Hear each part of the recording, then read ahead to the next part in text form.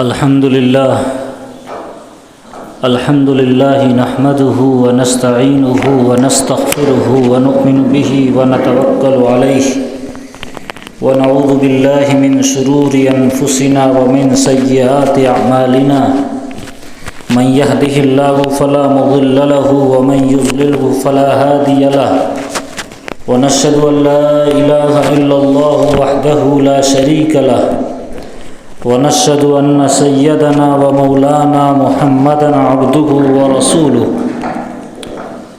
أعوذ بالله من الشيطان الرجيم. بسم الله الرحمن الرحيم.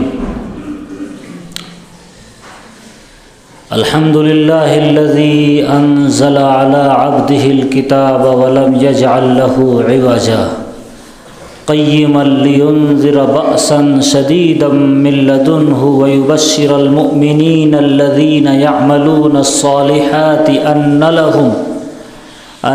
لهم أجرا حسنا ماكثين فيه أبدا وينذر الذين قالوا اتخذ الله ولدا ما لهم به من علم ولا لآبائهم كبرت كلمة تخرج من أفواههم إن يقولون إلا كذبا فلعلك باخع نفسك على آثارهم إن لم يؤمنوا بهذا الحديث أسفا إنا جعلنا ما على الأرض زينة لها لنبلوهم أيهم أحسن عملا وإنا لجاعلون ما عليها صعيدا جرزا. صدق الله العظيم. اللهم صل على سيدنا محمد وعلى آل سيدنا ومولانا محمد وبارک وسلم. محترم سامعین، بزرگان دین، عزیز نوجوانوں، قرآن پاک کی جو آیات میں نے آپ کے سامنے تلاوت کی، یہ 15ویں پارے کی ایک سورہ ہے، سورۃ الکہف. اس کی ابتدائی آیات آپ کے سامنے تلاوت کی گئی.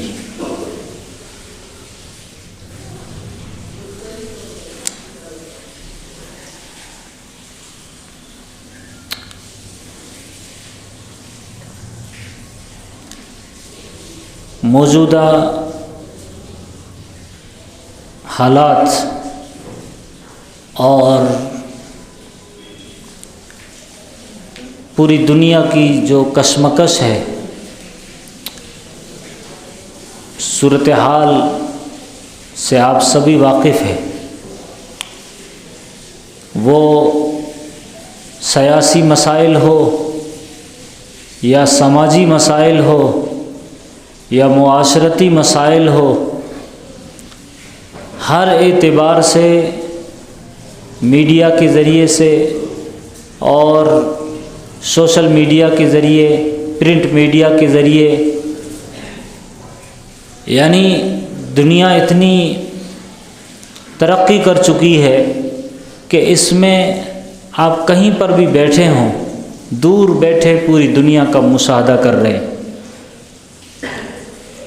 دنیا سمٹ گئی ہے، دنیا ایک مٹھی میں بند ہو گئی ہے، دنیا ایک چھوٹی سی چپ کے اندر بند ہو چکی ہے، دنیا ایک چھوٹے سے پلاسٹک کے ٹکڑے کے اندر سمٹ کے رہ گئی.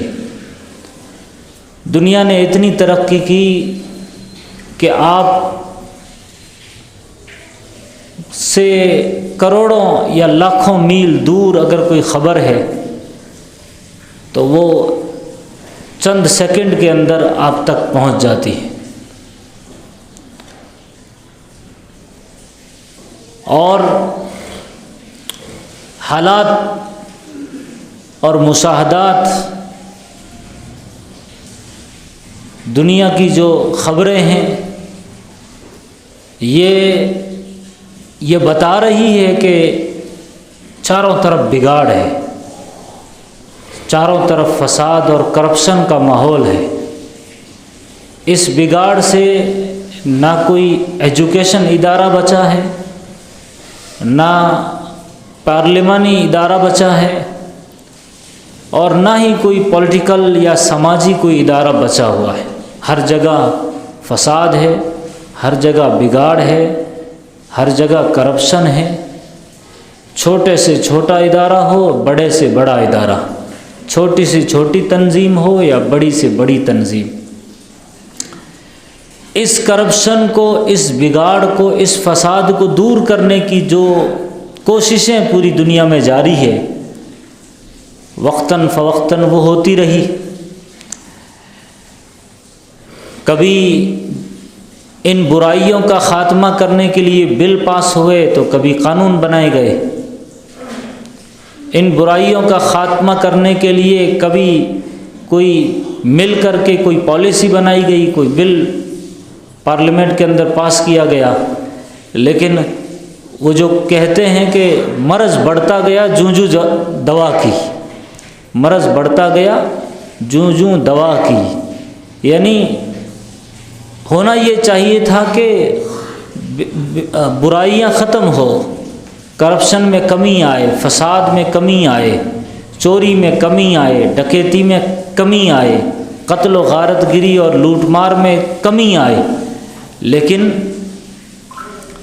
یہ دن بدن بڑھتا جا رہا ہے۔ وجہ صرف اس کی ایک یہ ہے کہ انسان اس کا حل باہر تلاش کرتا ہے، ان تمام برائیوں کا حل انسان باہر تلاش کرتا ہے۔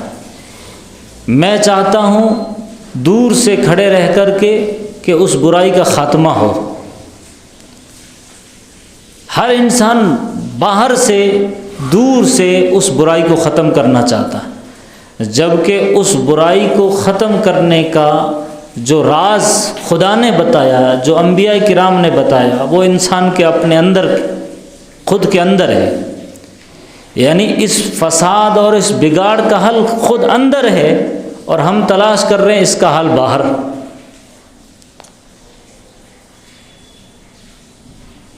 اس کے لیے بہت ساری تدبیریں، بہت ساری کوششیں، دنیا والے بہت سارے مخلص ہیں بیچارے کرتے رہتے ہیں، لیکن جس برائی کا یا جس بگاڑ کا حل انسان کے اندر ہو، اور انسان کے اندر میں اس کا وہ دل ہے جہاں سے بگاڑ شروع ہوتا ہے۔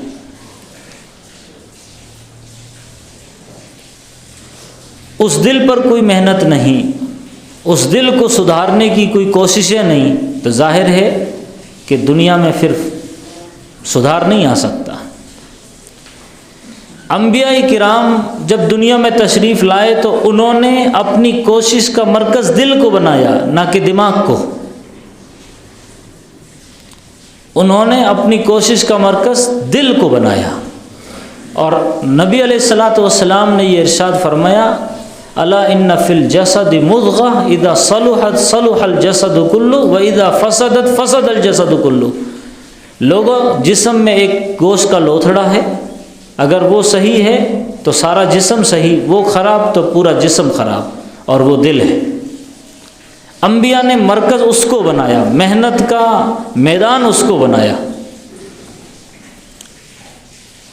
اور یہی تعلیم تمام انبیاء کے ذریعے سے ہوتی ہوئی اللہ کے نبی علیہ الصلاۃ والسلام اور پھر قرآن کی شکل میں ہمارے سامنے آئی۔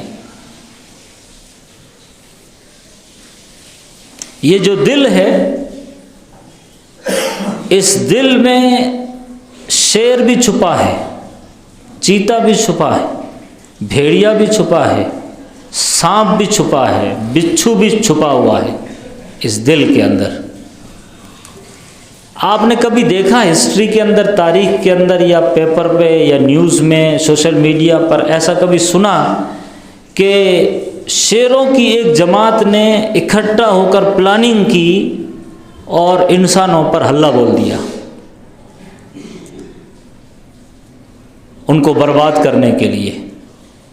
یہ الگ بات ہے کہ انسان، اس شیر کی غذا گوشت ہے، کوئی بھی سامنے آ جائے کھا جاتا، لیکن انٹینشنلی پلاننگ کر کے، دھوکہ دے کر اور تدبیر کر کے، چالاکی کر کے تمام شیر جمع ہوئے اور انسانوں پر حملہ بول دیا، ایسا کبھی نہیں ہوا۔ جب بھی آپ نے دیکھا، انسان کو مارا انسان نے، انسان کو برباد کیا انسان نے۔ جنگ عظیم اول، جنگ عظیم دوم، جو دنیا میں جو بڑی بڑی جنگیں ہوئی، آپ نے دیکھا ہوگا کہ انسانوں نے انسان کی کھوپڑیوں کے مینار لگا دیے. جانوروں نے کبھی ایسا نہیں کیا، کیونکہ انسان کے خود کے دل کے اندر سانپ بھی ہے، بچھو بھی ہے. اگر وہ محنت نہیں کرتا ہے اور اس طرح کی محنت ہوتی ہے جانوروں والی، تو پھر انسان دکھتا انسان ہے لیکن وہ درندہ ہوتا ہے، وہ جانور ہوتا ہے. بعض مرتبہ جانوروں سے بھی بدتر بن جاتا ہے. پھر اسے یہ خیال نہیں آتا کہ یہ چھوٹی بچی ہے یا بڑی بچی ہے، یہ جانور ہے، یہ عورت ہے، یہ آدمی ہے، یہ بوڑھا ہے یا نوجوان ہے یا بچہ ہے، کچھ فرق نہیں کرتا. وہ جہاں اس کی ہوس پوری ہونے کے لیے سامنے دکھائی دے رہا ہے، بس وہ اپنی ہوس پوری کرتا ہے، اپنی خواہش پوری کرتا ہے. یہ ہمیشہ انسانوں نے انسانوں پر کیا ہے. کبھی آپ نے نہیں دیکھا ہوگا کہ بلکہ جانوروں نے مل کر کے دوسرے کسی گاؤں کے جانوروں پر حملہ بول دیا ہو، ایسا بھی کبھی نہیں ہوا ہے. وہ جو ان کی خوراک کا قدرت نے انتظام کیا ہے، ساتھ میں جو لوگ جانور رہتے ہیں کچھ چھوٹے بڑے، وہاں پر اپنی غذا پوری کرتے، لیکن کیا کبھی ایسا دیکھا یا سننے میں آیا کہ ایک جنگل کے جانوروں نے کہیں دوسری کنٹری کے جنگل کے جانوروں پر حملہ بول دیا ہو؟ کبھی ایسا نہیں ہوا. ہاں، انسانوں نے ضرور کیا ہے کہ ایک شہر کے گاؤں والے انسانوں نے مل کر دوسرے شہر کے یا دوسرے گاؤں کے لوگوں پر حملہ بول دیا. اس کا مطلب کیا ہوا کہ اس دل کے اندر جانور ہے، شیر بھی ہے، چیتے بھی ہے، موذی جانور ہے، سب کچھ ہے. اور اسی دل کے اندر شاندار پھل دینے والے، مہکنے والے، غذا دینے والے، لوگوں کو خوشبو فراہم کرنے والے دوسرے جو پیڑ پودے ہوتے ہیں، یا شہد رہتا ہے یا کھجور رہتا ہے، یا آپ سایہ دار درخت سمجھ لیجئے. قرآن پاک میں، حدیثوں میں اللہ کے نبی علیہ الصلوۃ والسلام نے مثالوں سے سمجھایا کہ مومن کی مثال ایک درخت سے ہے. کیا مطلب؟ اس دل پر جب محنت ہوتی ہے تو یہ ایک شاندار درخت بنتا ہے. درخت دوسروں کو فائدہ دیتا ہے، درخت دوسروں کو سایہ دیتا ہے، درخت دوسروں کو غذا دیتا ہے، درخت دوسروں کو ہوا دیتا ہے، زندہ رہنے کا جو سسٹم ہے وہ مہیا کرتا ہے. کتنی باریک مثال ہے. اللہ کے نبی نے فرمایا ایک مومن کی مثال، ایک مسلمان کی مثال، شجرۃ طیبہ، شجرہ کہتے ہیں درخت کو، اور طیبہ کہتے ہیں اچھا اور پاکیزہ درخت. صحابہ کرام نے اللہ کے نبی علیہ الصلوۃ والسلام سے پوچھا، یا نبی اللہ، شجرۃ طیبہ کون سا درخت ہے؟ تو اللہ کے نبی علیہ الصلوۃ والسلام نے ارشاد فرمایا، النخلہ، یہ نخلہ، وہ کھجور کا درخت ہے. اس کا مطلب انسان کے اس دل کے اندر کھجور کا درخت چھپا ہے، اور اسی دل کے اندر کانٹوں والا، جھاڑیوں والا درخت بھی چھپا ہے.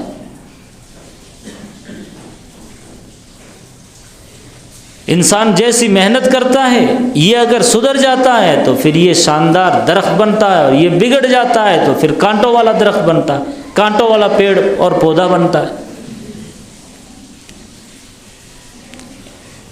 اللہ کے نبی علیہ الصلوۃ والسلام نے ایک جگہ حدیث مبارکہ میں، بخاری شریف کی حدیث ہے، لوگوں کی مثال ایسی ہے جیسے سونے چاندی کی کان. کیا مطلب اس کا؟ جیسے سونا اور چاندی قیمتی ہے، انمول ہے، ہر جگہ ملتا نہیں. اور دوسری اس کا مطلب یہ ہوا کہ جیسے سونے اور چاندی کو تراشنا پڑتا ہے، محنت کرنا پڑتا ہے، پھر وہ قیمتی بنتا ہے، ویسے اس انسان کے اس دل کی مثال ہے. تو پورا مدار انبیاء کرام کی محنتوں کا مرکز دل رہا، اور دنیا میں جتنی کوششیں ہو رہی ہے اس کا مدار دماغ ہے، دماغ پر محنتیں ہو رہی ہیں. اچھے اور برے خیالات یہاں سے نکلتے ہیں. یہ اچھا تو خیالات اچھے، تصورات اچھے، سوچ اچھی، فکر اچھی، پھر ایکشن اچھے، پھر ری ایکشن اچھے، پھر ہر چیز اس کے اوپر ہے۔ اور یہ بگڑ گیا تو پھر سوچ خراب، فکر خراب، اس کے خیالات خراب، اس کی پلاننگ خراب، جو انسانوں کے لیے فائدہ مند نہیں ہے۔ پتہ یہ چلا کہ پوری دنیا میں جو کچھ کرپشن ہے اس کا حل لوگ باہر تلاش کرتے ہیں۔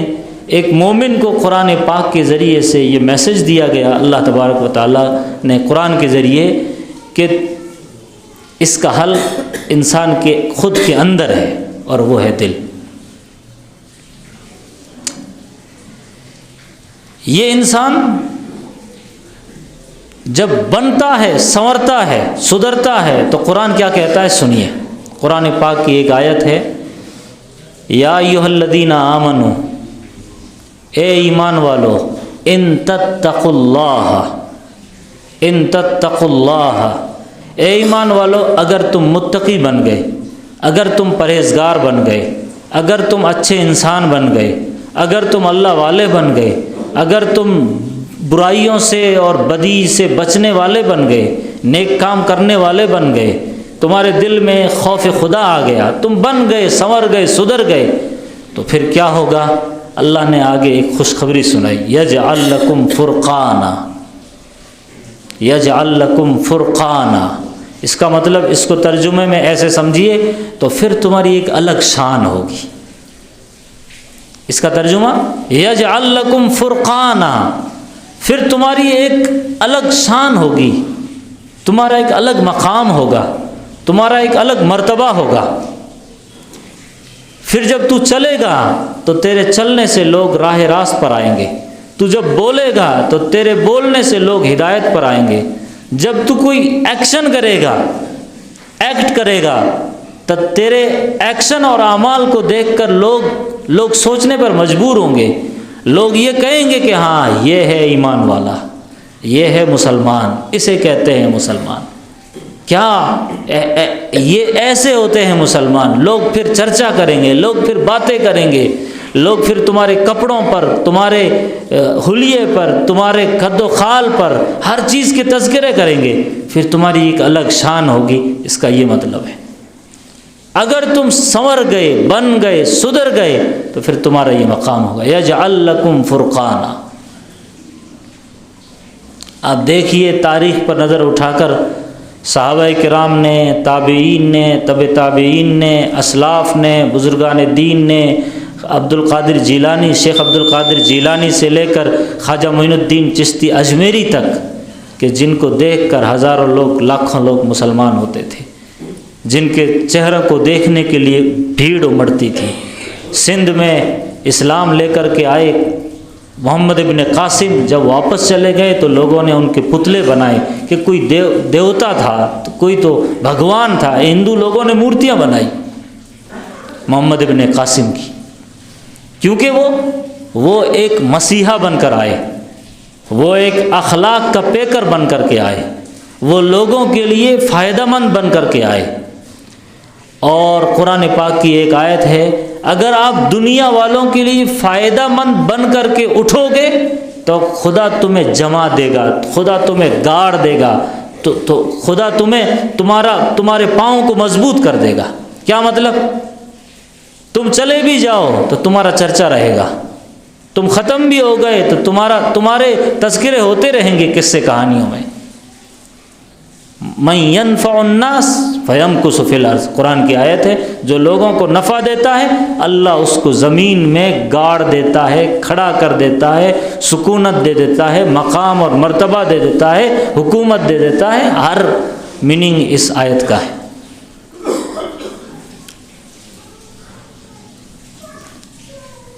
اس لیے جو شروع میں نے آیات پڑھی آپ کے سامنے، سورۃ الکہف کی ابتدائی آیات تھی۔ ان آیات کے اندر ایک عنوان سمجھایا گیا، کتاب ہدایت اور انسانوں کی آزمائش۔ یہ ٹائٹل ہے ان آیات کا، کتاب ہدایت اور انسانوں کی آزمائش، گائیڈ بک رہنمائی والی کتاب اور انسانوں کی آزمائش. یعنی اب انسان کا سورۃ الکہف فتنوں سے بچاتی ہے، فتنہ دجال سے بچاتی ہے، وباؤں سے بچاتی ہے، تمام طرح کے شریروں اور فتینوں کی فتینی سے بچانے والی یا دجال کی دجالیت سے بچانے والی یہ سورہ ہے. تو اس سورہ کا پہلا عنوان میں نے آپ کے سامنے تلاوت کیا، کتاب ہدایت اور انسان کی آزمائش. اب انسان اس کو ہدایت مانتا ہے یا کوئی اور کو مانتا ہے؟ انسان کتاب کو اپنا آئیڈیل مانتا ہے، اپنا مرکز مانتا ہے، اپنا محور مانتا ہے، یا ہدایت کہیں اور سے طلب کرتا ہے؟ قرآن پاک کی ایک آیت ہے، فَلَا وَرَبِّكَ لَا يُؤْمِنُونَ حَتَّى يُحَكِّمُوكَ فِي مَا شَجَرَ بَيْنَهُمْ ثُمَّ لَا يَجِدُوا فِي أَنفُسِهِمْ حَرَجًا مِّمَّا قَضَيْتَ وَيُسَلِّمُوا تَسْلِيمًا. خدا کی قسم، تمہارے رب کی قسم، وہ کبھی ایمان والا ہو نہیں سکتا، وہ کبھی ایمان والے ہو نہیں سکتے جو اللہ کے نبی نے قرآن کی شکل میں کوئی احکامات ان کے سامنے لا کر رکھ دیے ہوں، پھر یہ اپنے مسئلوں کا حل کہیں اور تلاش کرے. تو یہ مومن نہیں ہو سکتے، یہ مسلمان نہیں ہو سکتے. قرآن پاک میں اللہ ایک جگہ ارشاد فرماتا ہے کہ کچھ لوگوں کو اللہ قیامت کے میدان میں اندھا کھڑا کریں گے. اندھا، وہ دنیا میں بینا تھے، قیامت میں نابینا ہوں گے، اندھے ہوں گے. تو وہ اللہ سے پوچھیں گے، ربی لما حشرتنی اعمیٰ، اے میرے رب تو نے مجھے اندھا کیوں کیا؟ لما حشرتنی اعمیٰ. تو اللہ اس کا جواب دیں گے، قال کذالک اتتک آیاتنا فنسیتها وکذالک اليوم تنسی. تیرے پاس میری آیات آئی، میرا قرآن آیا، میری ہدایت کی کتاب آئی، اور تو نے اس کو بھلا دیا، تو آج تو بھلا دیا گیا. تو نے میری کتاب کو بھلایا، آج تیرا رب تجھے بھلا دے گا. جیسے ہم کوئی دوست ہے، کوئی ایک دم اچھا یار ہوتا ہے، وہ بے وفائی کرتا ہے، تو دوست بولتا ہے آج سے میں اس کو بھول گیا، میرے دماغ میں وہ فولڈر ڈیلیٹ ہو گیا دوستی کا. کیوں؟ اس نے اسے بلایا، اس نے اسے بلا دیا. یہ ایک مثال سمجھانے کے لیے اللہ تبارک و تعالیٰ نے بہت چانس دیے، بہت موقع دیے، پوری زندگی دی، نہیں سنورا، نہیں سدھرا. تو قیامت کے میدان میں اس کو اندھا کھڑا کریں گے. کیوں؟ قرآن آیا تھا، اس نے اس کو ہدایت نامہ نہیں بنایا، اس کو مرکز نہیں بنایا، مسئلے اس میں تلاش نہیں کیے. یہ بھاگتا رہا کبھی اس کتاب کی طرف، کبھی اس کتاب کی طرف، کبھی اس پولیٹیشین کی طرف، کبھی فلاں کی طرف. یہ لوگوں کو رہنما مانتا رہا، کتاب کو رہنما نہیں مانا. یہ امیر کو قرآن مانتا رہا، یہ امیر کو حدیث مانتا رہا. امیر جو بولتے وہی حدیث ہے، امیر جو بولتے وہی قرآن ہے، وہی قرآنی آیت اس کا درجہ دینے لگے. قرآن کچھ اور کہہ رہا ہے، حدیث کچھ اور. ہاں، امیر، لیڈر، رہنما، استاد یا امام یا مولوی، کوئی عالم، مفتی وہ بات کرے جو قرآن حدیث کہہ رہا ہے تو ٹھیک ہے، وہ قرآن حدیث کی آیت. لیکن قرآن کچھ اور کہہ رہا ہے، امیر کچھ اور کہہ رہا ہے. لیکن تقدس پرستی اتنی ہے، اس کا ریلیشن اتنا گہرا ہے، مضبوط ہے کہ دنیا ادھر کی ادھر ہو جائے، کچھ بھی کہے، حق کچھ اور ہو، لیکن میرا استاد، میرا رہنما، میرا امیر، میرا لیڈر، میں جن کو مانتا ہوں، میں جن کے نظریے کو فالو کرتا ہوں، ان کا یہ ماننا ہے، بھلے قرآن و حدیث میں کچھ اور ہو.